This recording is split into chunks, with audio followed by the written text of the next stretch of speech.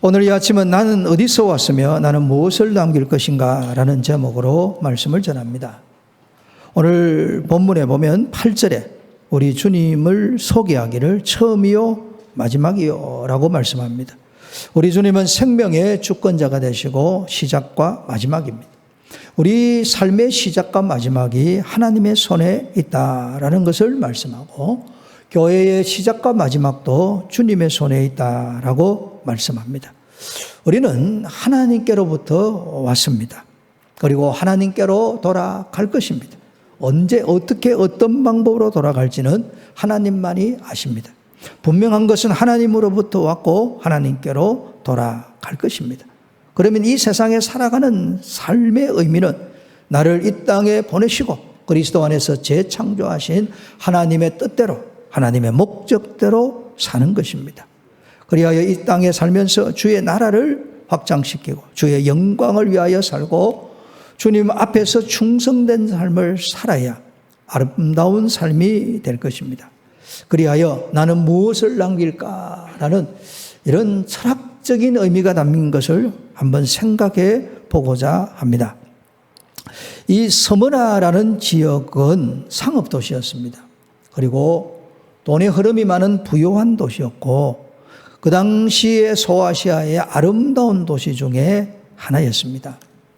세속의 가치가 아주 빛나는 그런 도시였습니다. 여기에 많은 유대인들이 오래전부터 정착하고 살았습니다.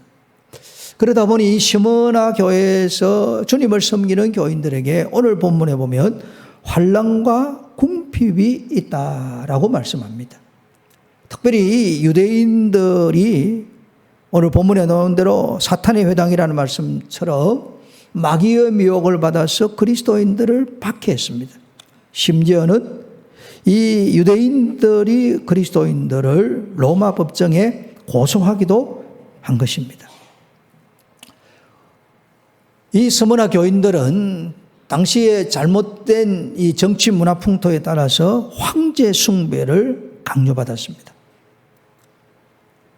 이 황제 숭배를 거절합니다. 예수님만이 만왕의 왕이 되시고 만주의 주가 되시니까 황제를 신으로 섬길 수 없었습니다. 그리고 여기에다가 제가 말씀드린 유대인들이 같이 하나가 되어서 기독교인들을 박해했습니다. 많은 환난을 받았습니다. 감옥에 갇히기도 하고 어떨 때는 사나운 짐승의 밥으로 순교당하기도 하고 어떨 때는 화형으로 순교당하기도 했습니다. 이런 환난을 겪었어요. 그리고 또한 내적으로는 궁핍했습니다. 박해를 많이 받으니까 도망자의 삶을 살아야 됩니다. 억울한 동안자의 삶은 넉넉할 수가 없는 거예요. 일상생활이 힘들었습니다.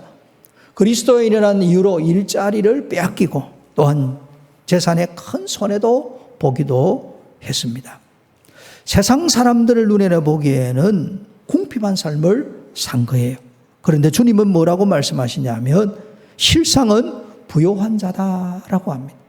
박해를 받고 궁핍을 당하는 이 세상의 관점이 아니라 믿음이 부요했습니다. 순전한 믿음을 갖췄습니다. 그러니 주님 보시기에는 칭찬받는 교회요 성도다라는 것을 말씀하고 있습니다.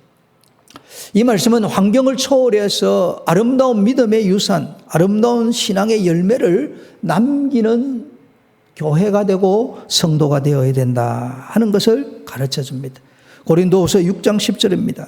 우리를 두고 하는 이야기예요. 근심하는 자 같으나 항상 기뻐하고 가난한 자 같으나 모든 사람을 부유하게 하고 아무것도 없는 자 같으나 모든 것을 가진 자로다. 역설적 진리입니다. 참 기가 막히는 은혜로운 말씀입니다. 오늘 우리가 환난과 궁핍 중에 있든지 평안과 넉넉함에 있든지 환경의 지배를 받아서는 안 되고 어떤 환경에 있든지 그리스도를 향한 순전한 믿음과 순수한 믿음을 가지고 살아야 될 것입니다. 이 아름다운 믿음의 유산을 남기는 우리들이 되자라는 말씀이에요. 그런데 주님께서 이 스무나 교회에 안타까운 말씀을 합니다. 사람의 편에 그런 거예요.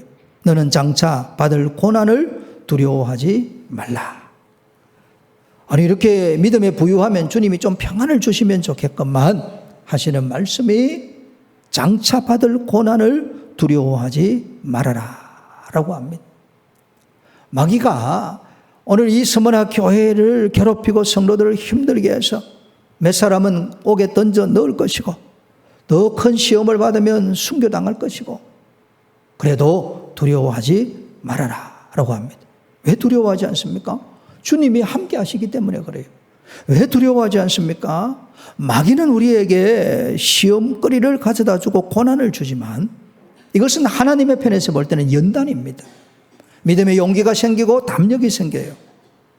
세상적으로는 고난인데 이 믿음의 세계에서는 인내를 배우고 신실함을 배우고 주님의 영광을 바라보게 되는 아름다운 역사가 되는 것입니다.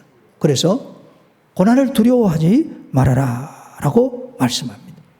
또 감사한 것은 이 고난의 기간을 말씀합니다. 너희가 10일 동안 환난을 받으리라 라고 말씀합니다.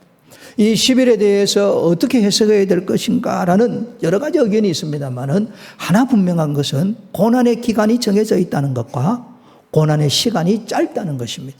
1년이 365일입니다. 그러면 이 열흘은 굉장히 짧은 거예요. 오늘 우리 인생의 긴 날을 생각해 보면 한 달에 10일이라는 것은 굉장히 짧은 기간입니다. 고난의 기간은 정해져 있습니다. 고난은 반드시 끝이 나는 거예요. 그리고 주님은 이 열흘이라고 말씀하시는 것 중에 어떤 의미가 담겨있냐면 환난을 받지만 너희가 이 환난을 견디어낼 것이다 라고 말씀합니다. 감당할 수 있는 시험만 주신다라는 말씀입니다. 고린도전서 10장 13절입니다. 사람이 감당할 시험 밖에는 너희가 당할 것이 없나니 오직 하나님은 미쁘사 너희가 감당하지 못할 시험 당함을 허락하지 아니하시고 시험 당할 즈음에 또한 피할 길을 내사 너희로 능히 감당하게 하시느니라. 아멘. 하나님은 우리에게 감당할 시험만 주시고 오늘 우리가 좀 연약해서 감당하지 못하면 피할 길도 주시고 하나님이 이 모양 저 모양으로 우리가 당하는 고난을 감당하게 하시는 줄로 믿습니다. 고난을 두려워할 이유가 없는 거예요. 그러면서 주님이 말씀합니다. 죽도록 충성하라 라고 말씀합니다. 참 이 말씀은 아무로 오늘 우리에게 대단한 도전을 주는 말씀이에요. 죽도록 충성하라는 두 가지입니다. 죽을 때까지. 죽을 때까지. 우리 육신의 생명이 다할 때까지 충성하라는 이야기고 그리고 오늘 충성할 때에 어떻게 충성해야 되는가?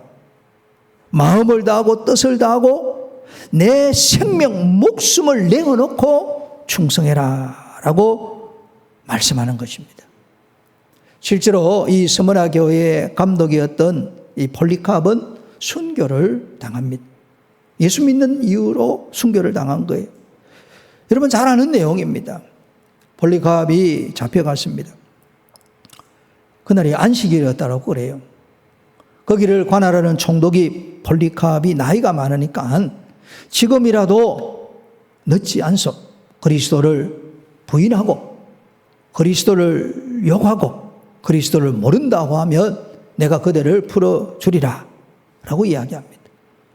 그때 이 감독 되시는 폴리캅이 그 이야기를 합니다. 내가 86년 동안 그리스도 예수님을 섬겼습니다.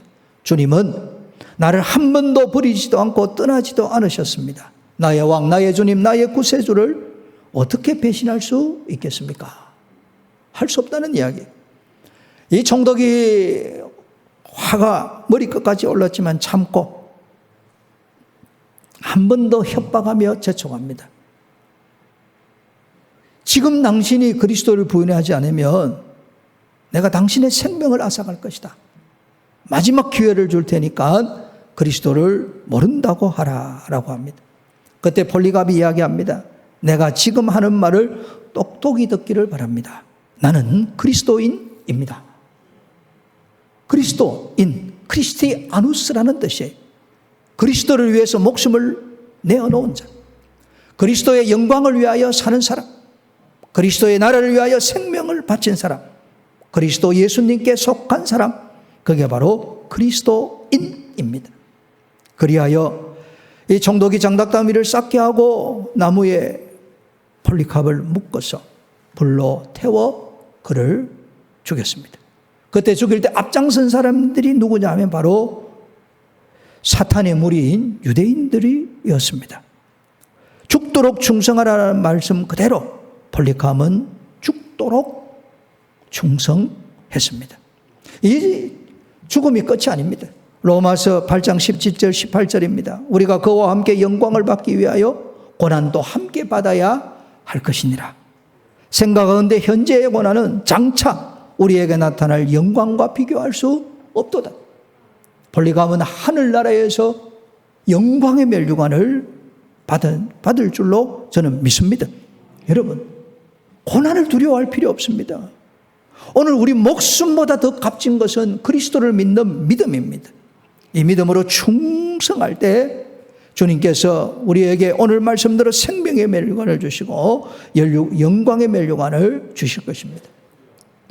오늘 우리는 무엇을 남길 것인가라고 물을 때 충성을 남겨놓고 가야 됩니다.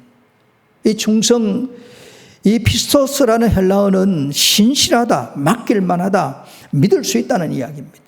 주님이 믿을 수 있는 사람, 주님이 모든 것을 맡길 수 있는 사람, 맡긴 것을 신실하게 감당하는 사람이 충성된 사람입니다. 한자어로는 가운데 마음이 있는 거예요. 내 마음 가운데에 내 마음을 온전히 주님께 드리고 주님이 말씀하신 그것을 온전히 이루어가는 사람, 내게 주신 말씀, 내게 주신 소명, 내게 주신 직분을 그대로 말씀하신 대로 다 이루는 사람이 충성된 사람입니다. 주님은 어떤 사람을 기뻐하시는가? 내 능력, 내 재주로 사는 것이 아니라 주님 앞에 참으로 충성되게 사는 사람을 기뻐하는 것입니다.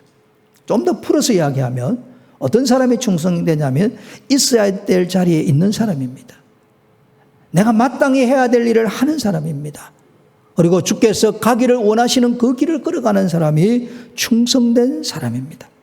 이 충성의 본을 가장 잘 보여주신 분이 바로 예수님입니다. 예수님은 우리의 구주로 이 땅에 오셨습니다. 주님은 이 충성의 마지막 아름다운 모습인 십자가로 충성하셨습니다.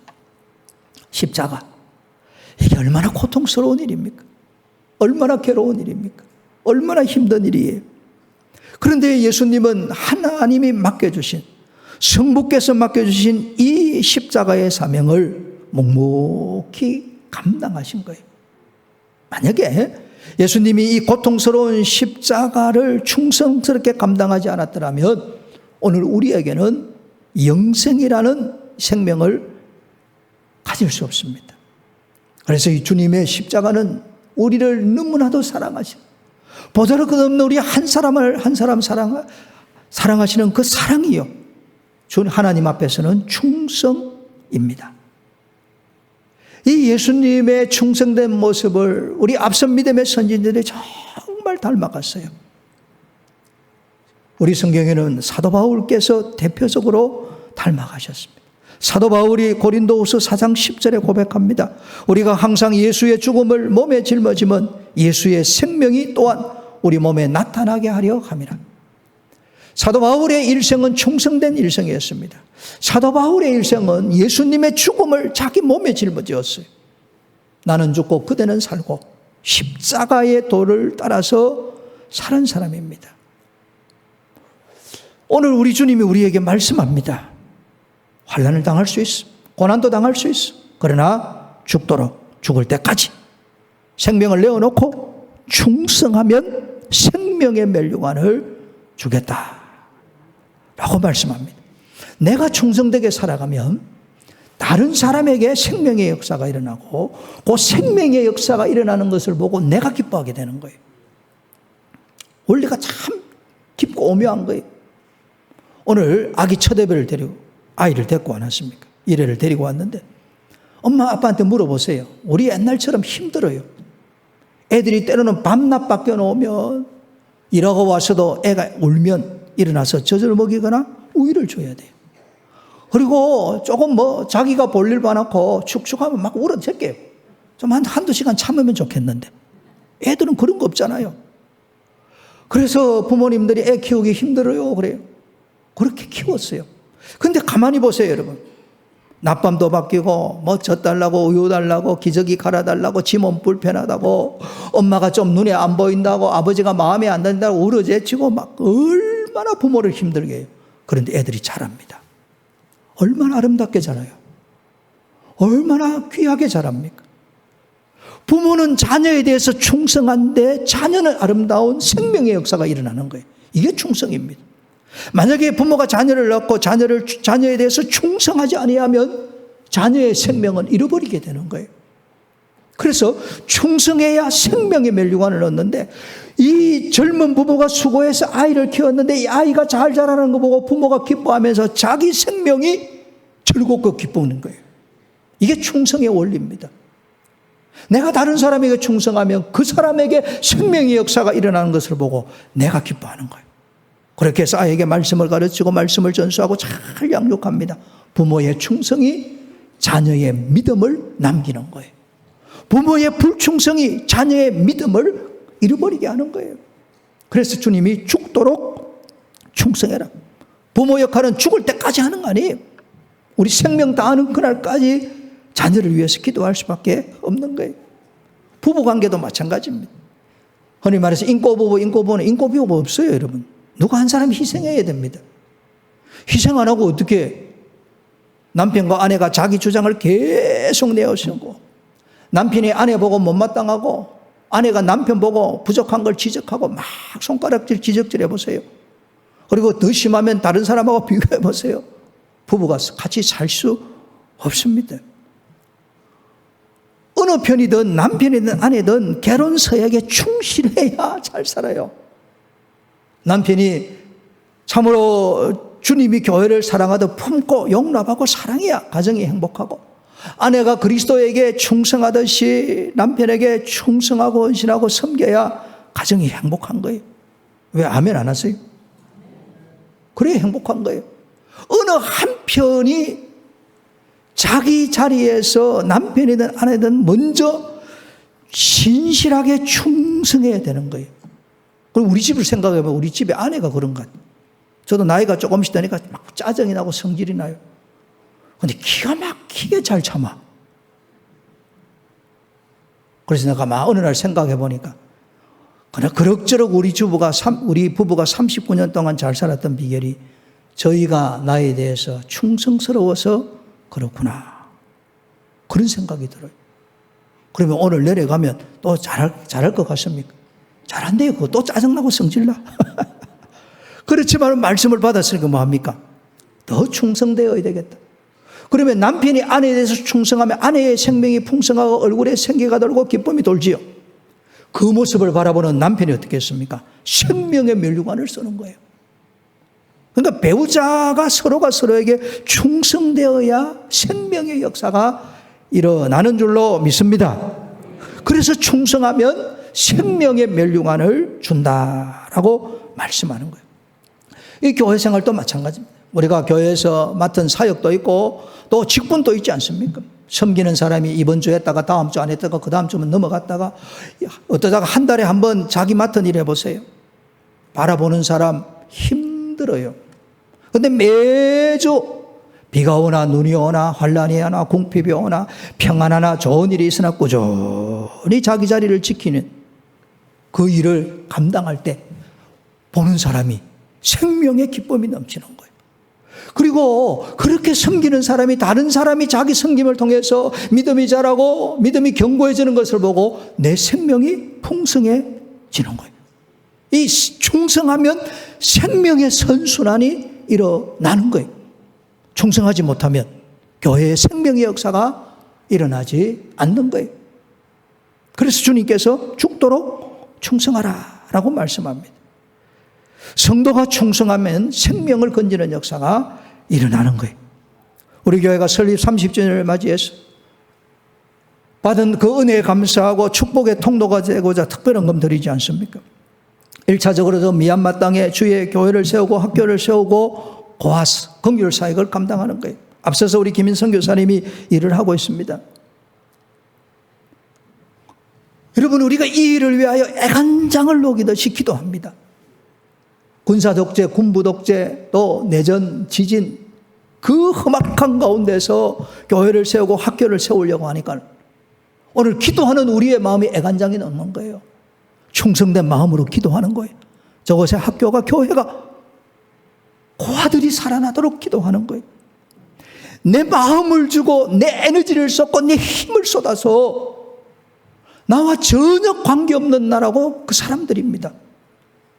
주님이 나를 먼저 사랑했다는 그 아름다운 이유를 가지고 주님이 나를 위하여 자신의 생명을 내어주신 그 충성을 보고 우리가 그들을 위해서 기도하는 거예요. 얼마나 놀라운 일입니까? 세상 사람들이 알 수 없는 신비로운 이야기예요. 게다가 우리의 물질을 그들에게 나누어 줍니다. 어떤 젊은 사람들은 우리 교인이 아니고 이야기하는 중에 내가 땀은 줘도 돈은 못 주겠다 그러더라고요. 그러면서 하는 이야기가 내 돈인데 어떻게 주냐 그래요. 그리고 또 재밌는 이야기는 넉넉하면 준대요. 여러분, 돈은 절대 넉넉 안 합니다.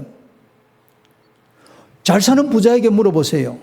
충분합니까? 물으면 꼭 대답을 해게 조금만 더 가지면 되겠습니다. 그래. 조금만 더. 조금만 더 가지니까 죽을 때까지 만족하는 사람이 세속의 사람은 없어요. 땀은 줘도 돈은 못 내겠다. 이 사람은 예수님의 팔복을 보냅니다. 가난한 자가 복이 있나니 천국이 저희 것이며 내가 다른 영혼을 건지고 살리기 위해서 내 물질을 주는 거예요. 영적 자선 사업가입니다. 자, 물질을 줍니다. 나는 가난하게 돼요. 내가 사야 될 생필품, 어떨 때는 내가 좀 사고 싶은 옷을 못 살 수 있어요. 내 취미생활 할 수 있는 걸 좀 손해볼 수 있어요. 내가 다른 영혼을 살리기 위해서 내가 가난을 택한 거예요. 그런데 신비로운 것은 저 미얀마의 영혼이 살아나고 그 아들이 먹고 학교를 가고 아이들이 배운다고 생각해 보세요. 이것이 하늘나라의 상급이고 저 아이들과 저 다음 세대의 사람들이 생명의 풍성함을 보고 우리 생명의 기쁨이 넘치는 거예요. 그래서 가난한 자가 복이 있는 거예요.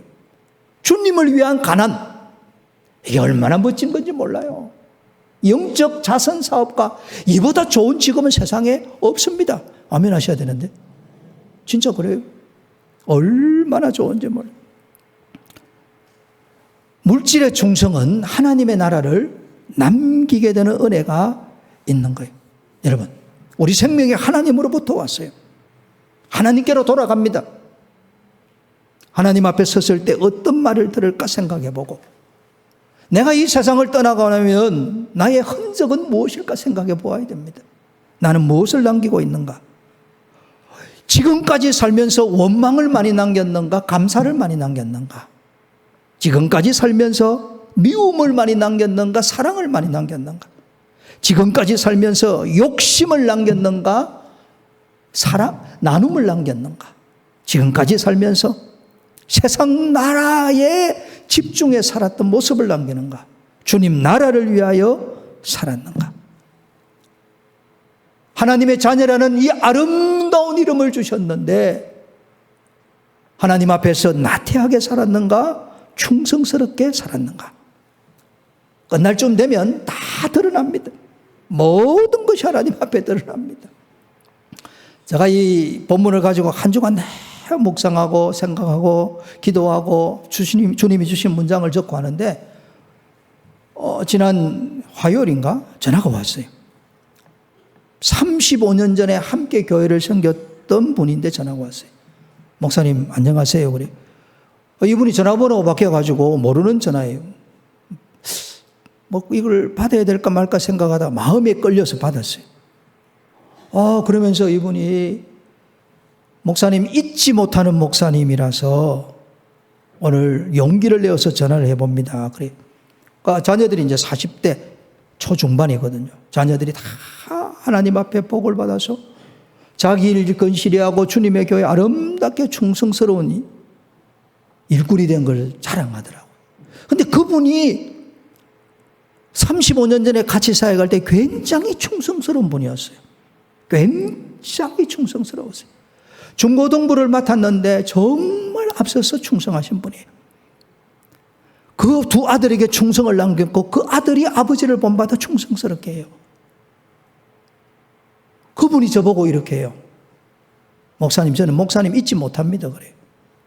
잘생겨서 잊지를 못하나 생각했더니 그건 아니고, 제가 전도사 시절에 빡세게 성경 공부를 시켰거든요. 교사가 변해야 학생이 변한다. 교사가 알아야 학생이 안다. 교사가 기도해야 학생이 기도한다 하고 얼마나 진짜 달달 볶았는지 모릅니다. 1년에 책을 한 이 정도씩 읽어야 돼요. 전부 다 독후감 써내게 하고, 그거 가지고 시간을 내서 말씀을 넣고 같이 언론하고 디스커션하고 나눔하고 이렇게 해요. 그렇게 해서 2년을 보냈는데, 그때 목사님 참 독하게 가르쳤습니다. 그런데 35년이 지나 잊지 못하는 목사님으로 자기 마음속에 남아있다는 거예요.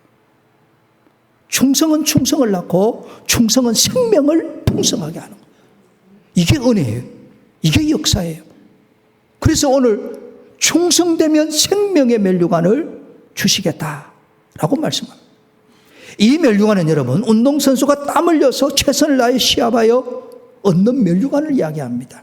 구원은 무조건적인 은혜로 구원받습니다. 그러나 생명의 면류관은 충성한 자에게 주시는 것입니다. 아름다운 이야기 하나 하고 말씀을 맺도록 하겠습니다. 미국 뉴욕에 가면 리디머 장로교회라는 교회가 있습니다. 유명한 팀 켈러 목사님이 설립한 교회입니다. 팀 켈러 목사님은 이미 하늘나라로 가셨습니다. 그분이 이제 이 교회 사역할 때입니다. 한 자매가 이제 교회를 오게 된 거예요. 그런데 이제 자매를 가만히 보니까 신앙생활을 오래 한 것 같지 않아요. 그래서 물어본 겁니다. 기독교에 관심을 가지고 왔습니까? 아니면 다른 교회에 다니다가 오셨습니까? 이렇게 물었더니 기독교에 관심을 가지고 교회에 오게 되었다는 거예요. 그러면 기독교에 관심을 가졌는데 어떻게 해서 우리 교회에 오게 되었습니까? 하고 물어본 거예요. 그러자 이 자매가 자기 이야기를 해요.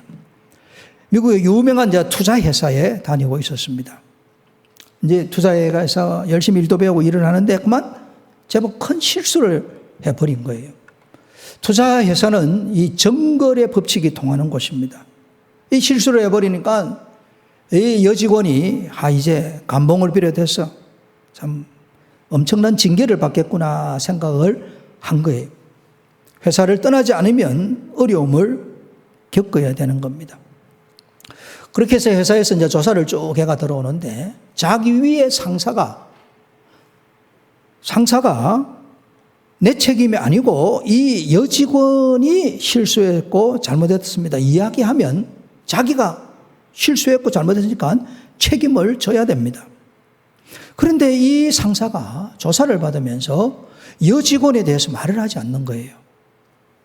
모든 책임을 이 상사가 다 짊어진 거예요. 상사들은 여러분 아주 고약해요. 아랫사람이면 공로를 빼앗아가는 사람은 많은데 아랫사람을 덮어주는 사람은 잘 없습니다. 그런데 이 상사가 모든 책임을 자기가 다 짊어진 거예요. 그리고 징계를 자기가 받은 거예요. 이 자매 입장에서는 고맙기도 하고 미안하기도 하고 이런 일이 이 투자회사에서 일어날 수 있을까 생각을 한 거예요. 문제가 다 해결되고 나서 조용한 시간에 그 상사를 사무실에 찾아를 갔습니다. 두 가지죠. 진심으로 고마운 거예요. 정말 진심으로 미안한 거예요. 자기를 대신해서 징계를 받았으니까.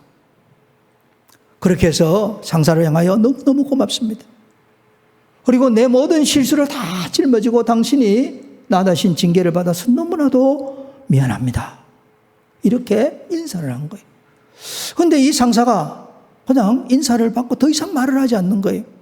그리고 계속 이제 두 가지 주제를 가지고 하니까 앞으로 실수하지 말고 일 잘해라 라는 이야기만 하는 거예요. 그러자 이 양반이 왜 이럴까? 자기가 여자라서 자기에게 무슨 흑심이 있는가?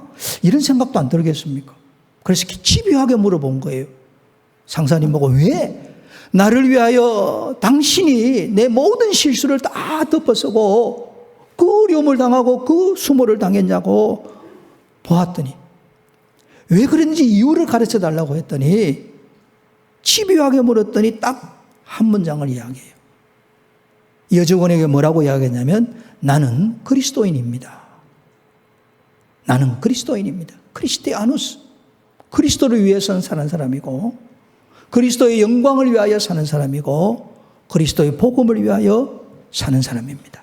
그리고 말하기를 예수님께서 나의 모든 허물과 실수와 죄를 내 대신 십자가에서 다 담당하셨습니다. 나도 당신을 위해 조그마한 십자가를 짊어진 것뿐입니다. 거기에서 끝난 거예요.